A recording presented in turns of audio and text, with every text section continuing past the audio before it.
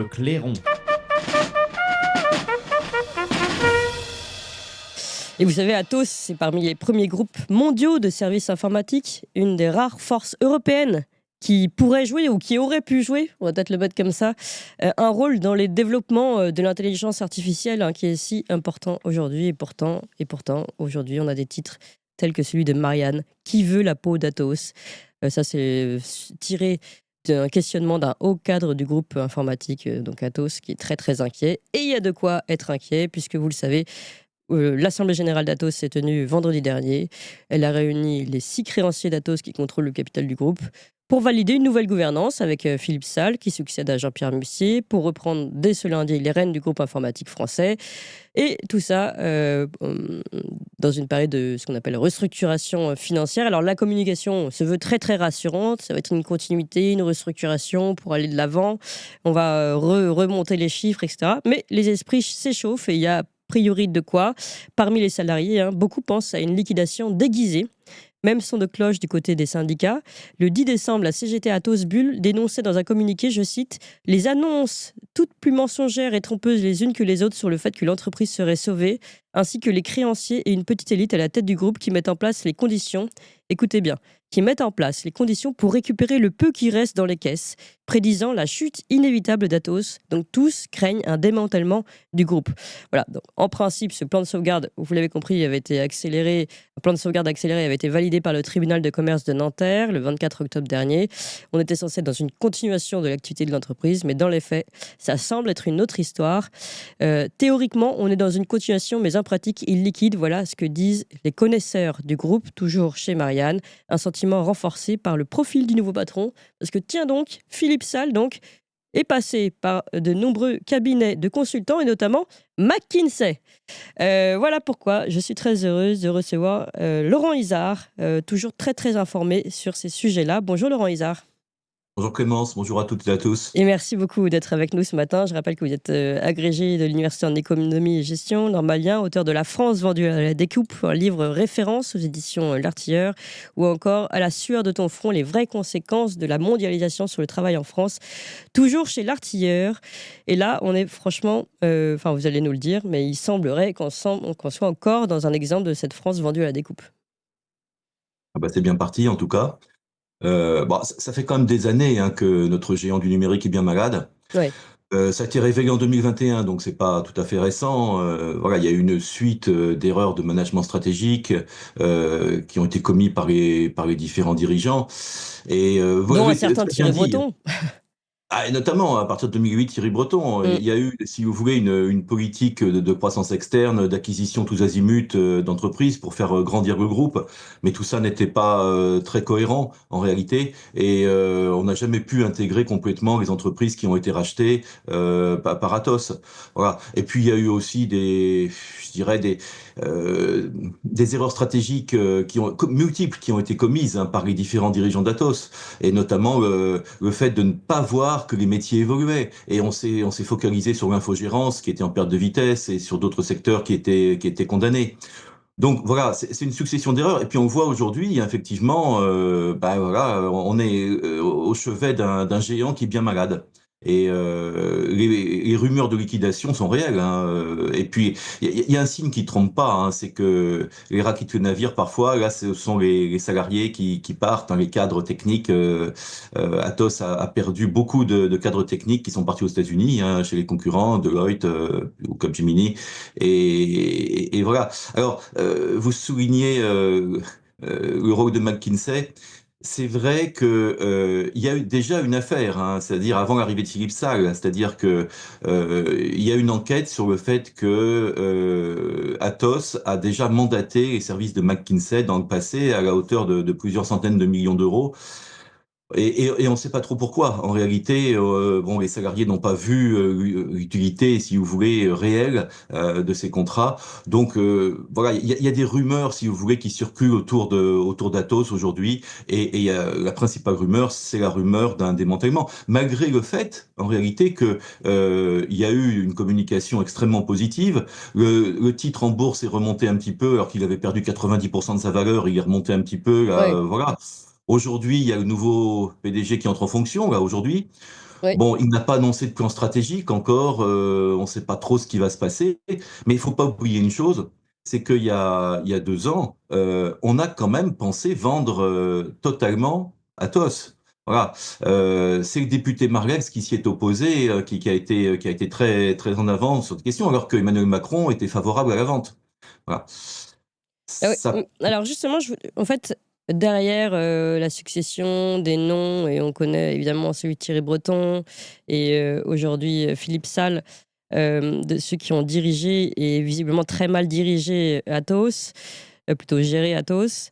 Euh, Il y a la question que pose finalement ce haut cadre du groupe Atos qui dit qui veut la peau d'Atos. On se demande si parfois, et je reviens sur l'affaire McKinsey, si parfois il n'y a pas aussi un intérêt de nuire ou de vendre ces grands groupes justement à la découpe, pour reprendre votre livre. Euh, il y a de multiples intérêts en jeu, hein, voilà, et notamment ce qui s'est passé très récemment, c'est que les créanciers, vous savez, Atos avait une dette de 5 milliards, ouais. une dette énorme. Il y a eu un plan de restructuration négocié avec les créanciers d'Atos. Et ce qui s'est passé, c'est que on a réduit la dette à 2 milliards en échange d'une entrée au capital d'Atos des principaux créanciers. Et certains créanciers sont devenus actionnaires d'Atos à plus de 5% du capital. Alors c'est vrai que 5%, on peut contrôler déjà une entreprise, hein. Hum.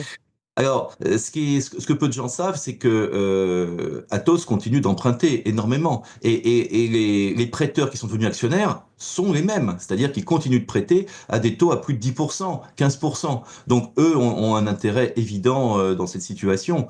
Après, il y a aussi un autre élément qui joue, hein, qui veut la peau d'Atos. Vous savez, Atos a des concurrents un petit peu partout dans le monde, hein. C'est pas le seul intervenant sur le marché.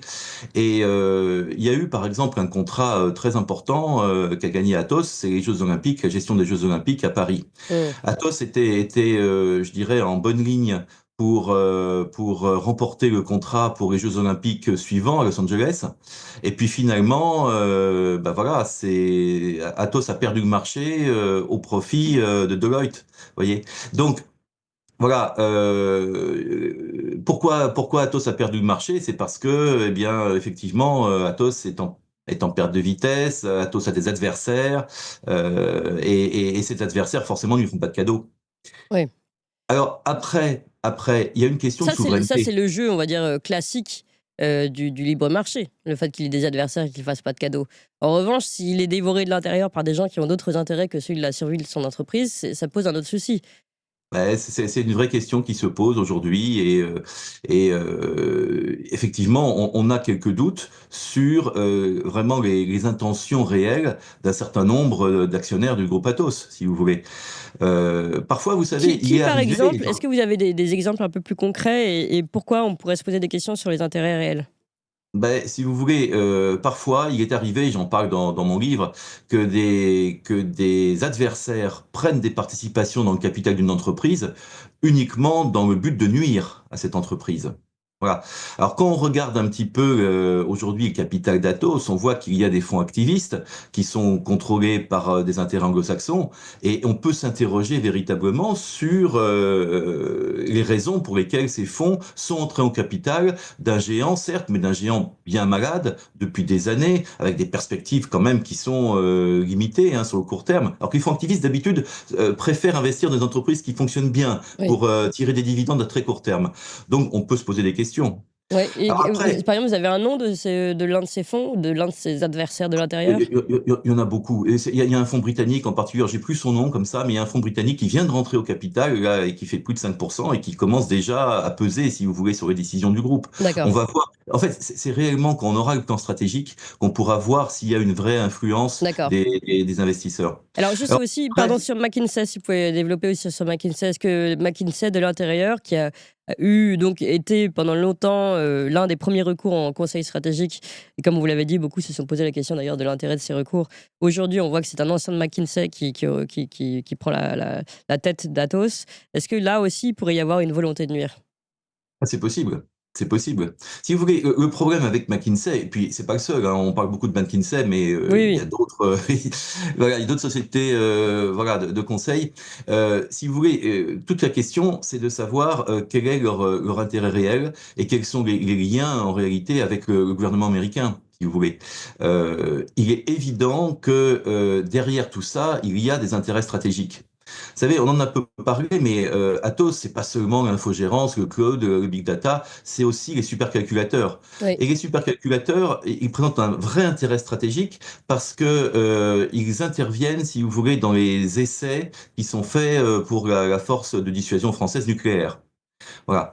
Alors, dès qu'il y a intérêt stratégique, tout de suite, il faut faire très attention.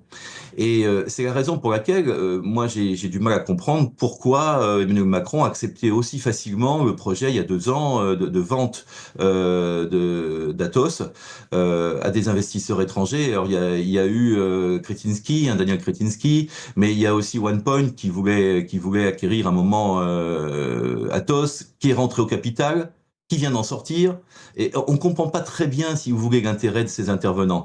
Et on peut effectivement se douter que derrière, il y a des intérêts peut-être plus stratégiques, étatiques que financiers. Ouais, et alors je ne sais pas si votre question est rhétorique, pourquoi Macron a accepté aussi facilement ce projet de vente, puisque c'est le même Macron qui a organisé la vente d'Alstom, et vous le savez très bien. Exactement, exactement. Alors vous voyez, c'est d'autant plus étonnant qu'on a un discours politique quand même qui est très centré aujourd'hui sur l'indépendance énergétique, l'indépendance stratégique, la souveraineté. Oui, Et en réalité derrière, bah, on voit que ce discours n'est pas suivi et que si on regarde, ne serait-ce que l'an dernier, les demandes d'acquisition d'entreprises françaises qui ont été formulées via la procédure IEF, bah, on se rend compte qu'il n'y a pas eu beaucoup de refus de la part de Bercy, quasiment aucun en réalité. Moi, je pourrais en citer 2 ou 3, mais à peine plus sur les centaines de demandes qui ont été faites. Donc, en réalité, nos intérêts stratégiques, si vous voulez, ne sont pas aujourd'hui la protégé. priorité, Ouais. clairement. Merci beaucoup Laurent Isard pour cet éclairage. Je rappelle votre livre La France vendue à la découpe aux éditions L'Artilleur, qui est vraiment, je pense, un livre de référence sur ce sujet, comme on a pu le voir, et vous parliez déjà d'Atos dans ce livre. Et À la sueur de ton front, les vraies conséquences de la mondialisation sur le travail en France aux éditions L'Artilleur également. Merci beaucoup Laurent Isard, à très Merci. bientôt.